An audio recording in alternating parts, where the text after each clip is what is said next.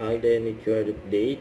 An event ni Alden bukas for OFW Kabuhayan Expo 2026 sa SMS Convention Center, Manila. Ay ang ambassador ng OWA, Alden Richards. So ito event ni Alden. Nag-bike siya. Bago siya mag-bike, pinuntahan mo na siya ng fans niya na 18 community. Yan o. Sa SM Marikina. Sa ito yung interview kay Alden. Since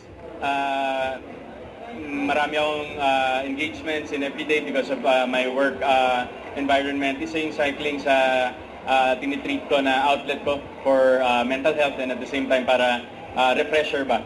Kumbaga, para maka-eject lang ako dun sa work environment and at the same time makabalik ako na refreshed. Nakakatuwa lang na slowly palaki ng palaki yung cycling community dito sa Pilipinas. Be mindful of the road. Kailangan laging may helmet.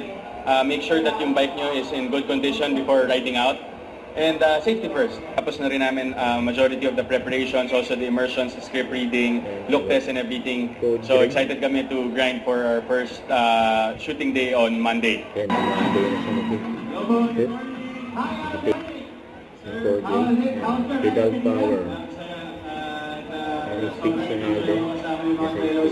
Hi! And syempre gusto ko magpasalamat sa team ng SM Cares for doing, I just celebrated my first anniversary in cycling last April 24. Wow! This year, so bawal nyo na tayo. But when it comes to safety, number one yung equipment, huwag natin kakalimutan yan. Meron akong isang nasabay kanina sa peloton, medyo wala siyang helmet, nakalimutan. Pero nag-sorry naman siya doon, but when it comes to cycling kasi actually, pagdating kasi sa aksidente, it's never a question of how. It's always a question of when. You can never be so sure about kung kailan ka, kasi syempre yung cycling, bisikleta ka lang, you have your helmet as your safety gear.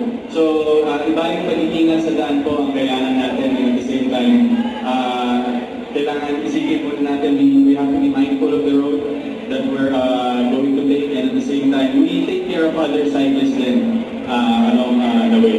Siyempre, and yun din po, sana sa mga nakakanood po na motorists natin, ingat lang din po, and sana we give the same respect sa daan po para sa mga siklista, para maiwasan ang aksidente.